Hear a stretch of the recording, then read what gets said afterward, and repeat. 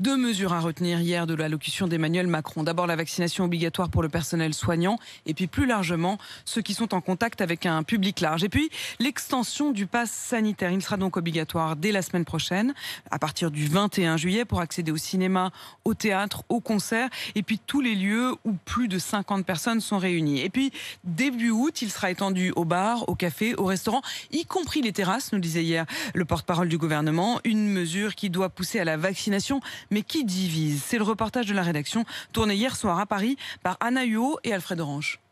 Cette extension du pass sanitaire, ça fait bondir Pauline, verte de rage sur sa chaise en terrasse. Je trouve ça hallucinant et pourtant j'ai fait ma première dose ce matin parce que là c'est monter les Français les uns contre les autres et c'est une honte sans nom. Ça veut dire qu'on confine les gens et qu'on condamne les gens qui ne sont pas vaccinés à rester chez eux. Et ça c'est juste une honte. 3 tables plus loin, Laetitia revient de voyage et elle est formelle. Essayer le pass sanitaire, c'est l'adopter.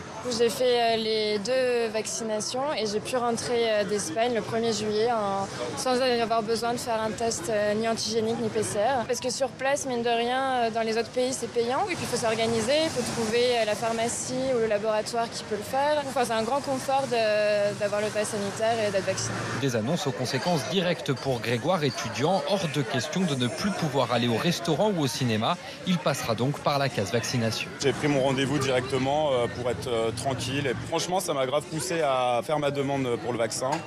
Sans cette annonce, je pense que je l'aurais faite à la rentrée en septembre. Ce qui ne manque pas de faire réagir ses amis, Soufiane et Nassim, 2 frères aux avis diamétralement opposés. Je suis plutôt dans l'optique de me vacciner par choix.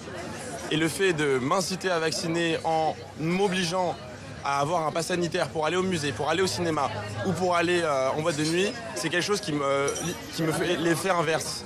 Mais je pense exactement le contraire de lui. Oui, c'est clairement un débat en fait.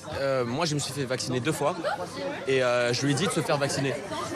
Et en fait, il veut pas. Ce qui inquiète les restaurateurs, c'est aussi de perdre du temps. Et des clients, Romain gère un établissement. Perdre 5 minutes à l'entrée pour leur demander leur passe sanitaire, en sachant qu'ils vont être une dizaine, vingtaine, voire beaucoup plus parfois, c'est une perte de temps, c'est des clients potentiels qui ne vont pas venir manger, même s'ils ont peut-être le passe sanitaire.